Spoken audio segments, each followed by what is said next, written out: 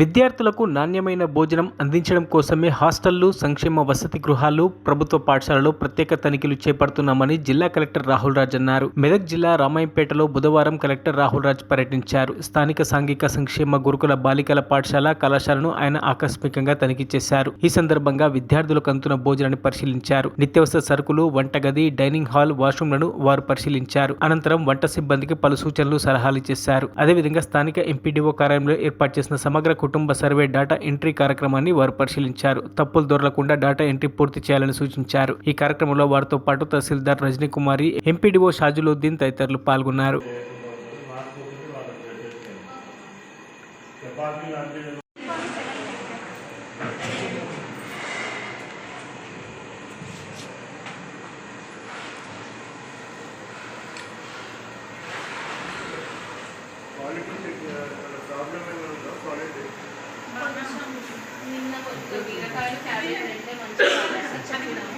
మంచిగా రాని వాటికి మేము రిటర్న్ పంపించేసిన బీరకాయలు క్యాబేజ్ ఒకటి ఇంకా అతను రిక్వెస్ట్ మీద వదిలేసాను. ఫస్ట్ ఒకటే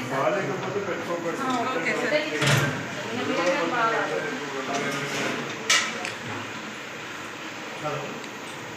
మళ్ళీ కట్ చేయించేటప్పుడు సాల్టేజ్ కడిగి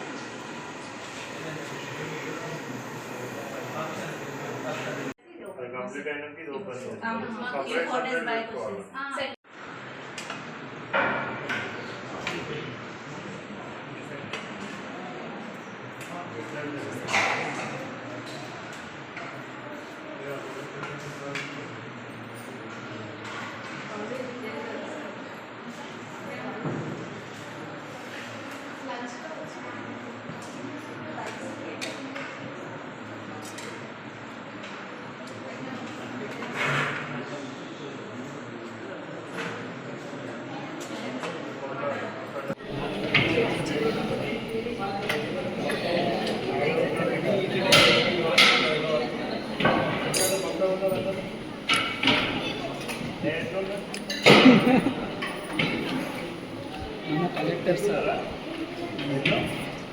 అందరికీ నమస్కారం.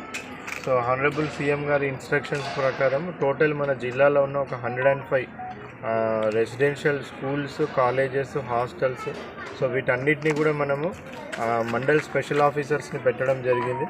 సో డిస్ట్రిక్ట్ లెవెల్లో ఒక జాయింట్ కలెక్టర్ గారి నేతృత్వంలో ఒక కమిటీ వేయడం జరిగింది. అదేవిధంగా డివిజనల్ లెవెల్లో ఆర్డీఓస్ నేతృత్వంలో కమిటీస్, అదేవిధంగా మండల్ లెవెల్లో మండల్ స్పెషల్ ఆఫీసర్స్తోని కూడా కమిటీస్ వేసి ఈ 105 ఏవైతే మన జిల్లాలో ఉన్నాయో సో అవన్నీ కూడా నిన్నటి నుంచి అందరూ కూడా ఇన్స్పెక్షన్ చేస్తూ ఉన్నారు.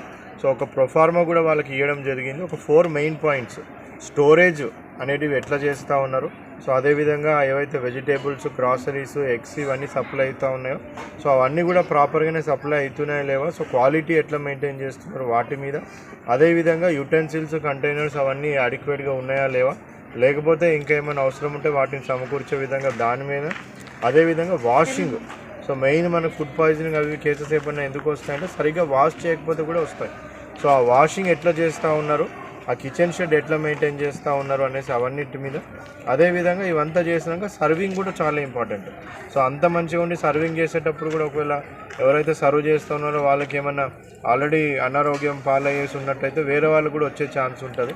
సో దానికి కూడా వాళ్ళకి మాస్క్ అవన్నీ కూడా పెట్టుకోమని కూడా ఇన్స్ట్రక్షన్స్ ఇవ్వడం జరిగింది. 4 పాయింట్స్ మీద మొత్తం డిస్ట్రిక్ట్ ఆఫీసర్స్ ఎవరైతే మండల్ స్పెషల్ ఆఫీసర్స్ ఉన్నారో వాళ్ళంతా తిరుగుతూ ఉన్నారు. ఇవే కాకుండా సుమారుగా మనకి 897 స్కూల్స్ ఉన్నాయి.